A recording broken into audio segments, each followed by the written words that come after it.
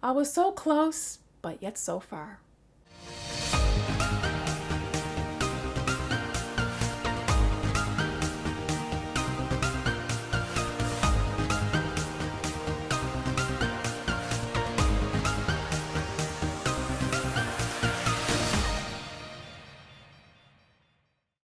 Hi, it's your local dragon lady, and it's WCS season, and I figured, you know what?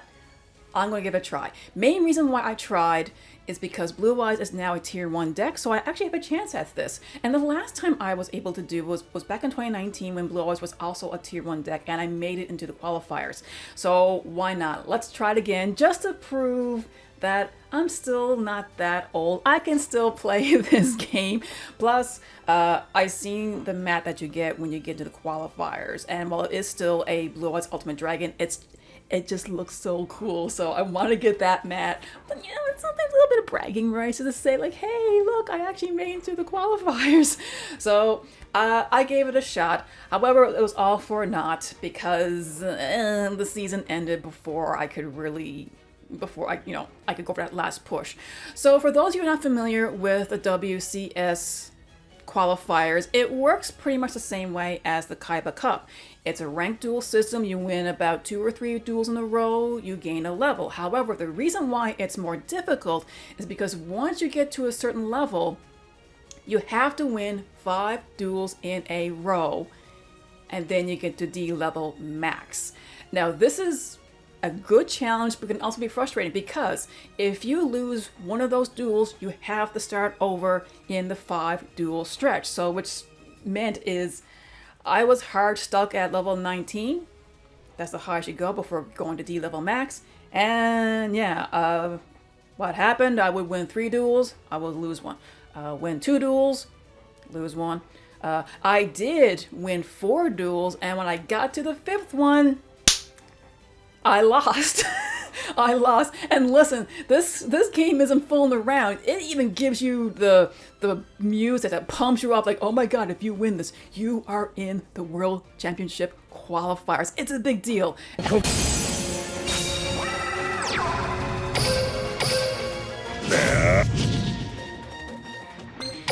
And yeah, I was hyped up and nerves got to me, and the algorithm might have kicked in, but I will get back to that. I'll talk about that later on in the video.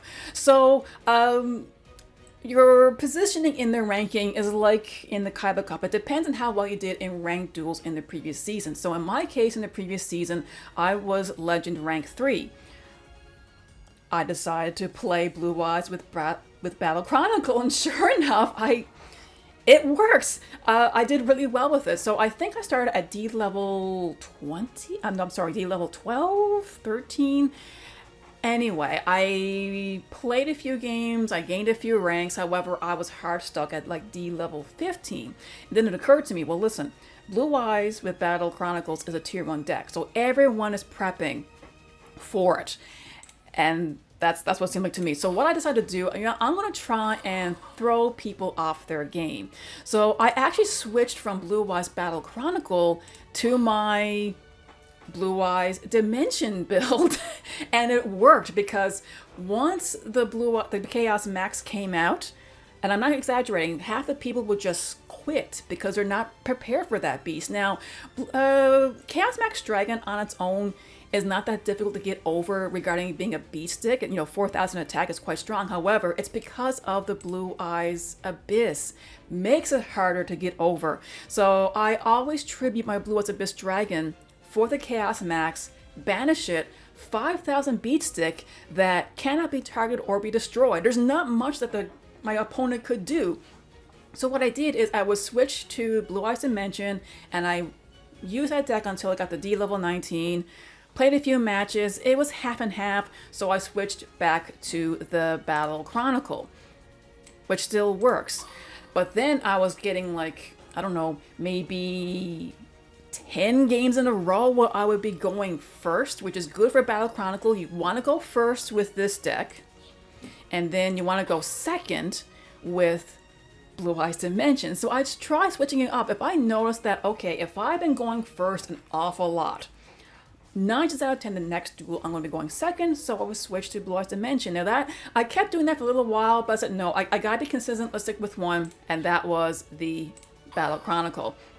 And this was the one that I was able to get to the rank up duel to make it to the qualifiers. So what did I use for this? Well, it's pretty standard stuff. I used 1 Blue Eyes alt, 3 Dragon Spirit of White. This is the weird thing I noticed with this.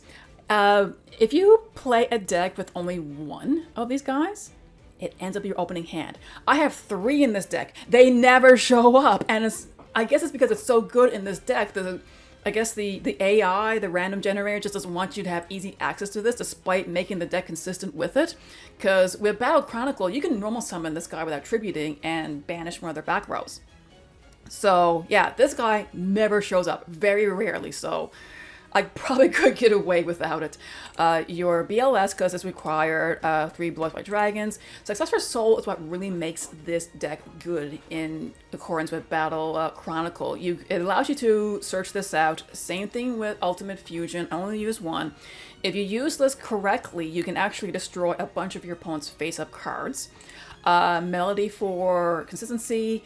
Summon Breaker. Man, this is basically Summon Limit for Duel Links, and it's a normal card. It's easy to get. It's a field card. Once your opponent summons their 3rd monster, it goes straight into end phase. And of course, Duel Links does not have a main phase too, so that's why this card is busted. I can see this being limited in the next ban list for sure in Duel Links. Crackdown maximizes the benefit of Successor Soul, because your opponent's going to summon a effect monster, so Crackdown, steal it, get rid of it, Successor Soul, and get out a Blue Eyes. And other generic trap cards that can help slow down your opponent, disrupt, so because when you go first, disruptions is the key. So Floodgate Trap Hole, Champion's Vigilance is excellent because with normal monsters on the field, it's just basically an Omni-Negate.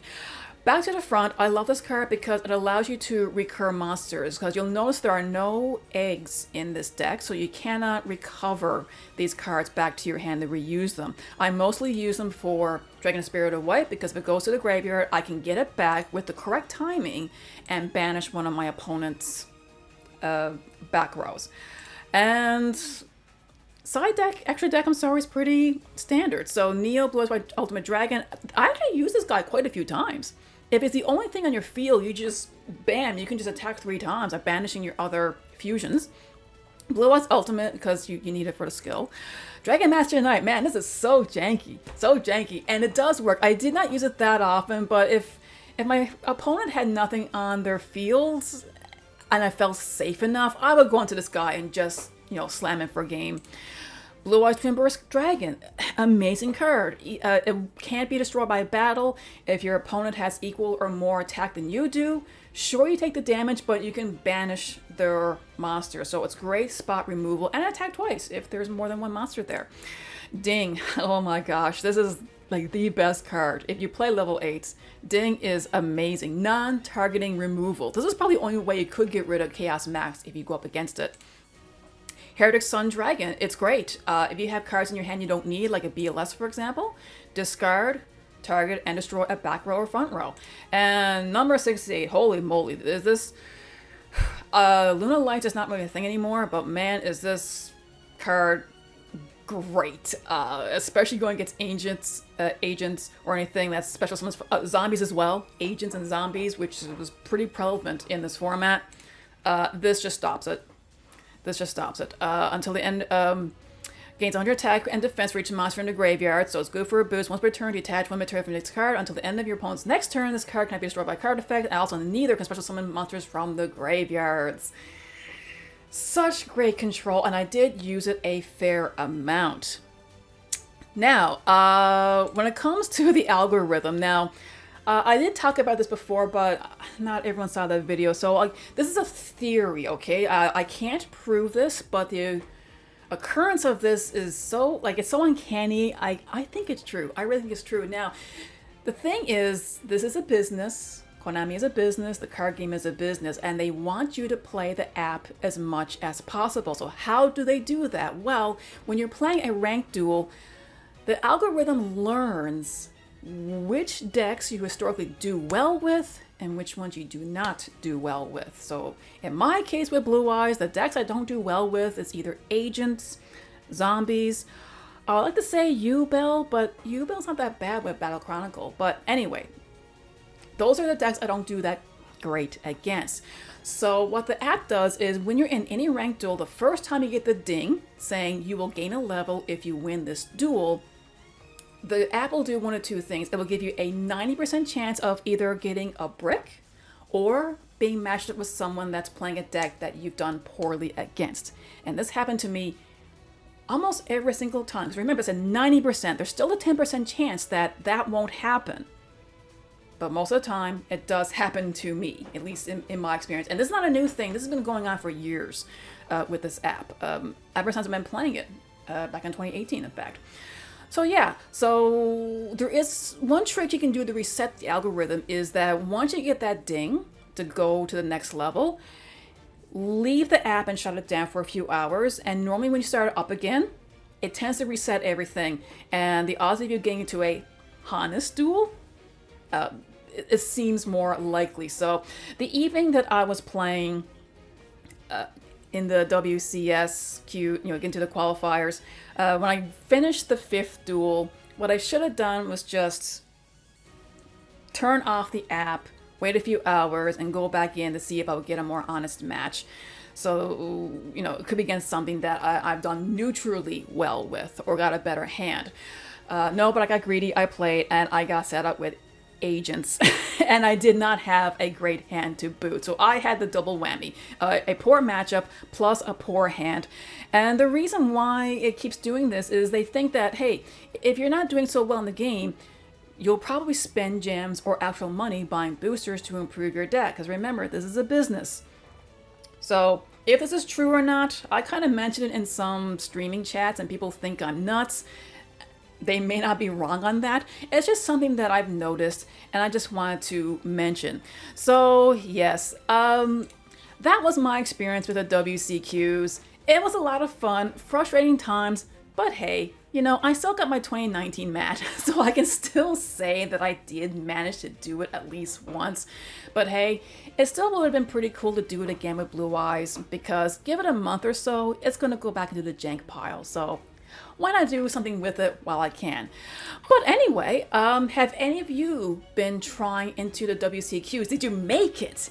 Did you make it after that 5 duel gauntlet? Let me know in the comments below. And remember to be a good sport, to play the game, not the fame. See ya!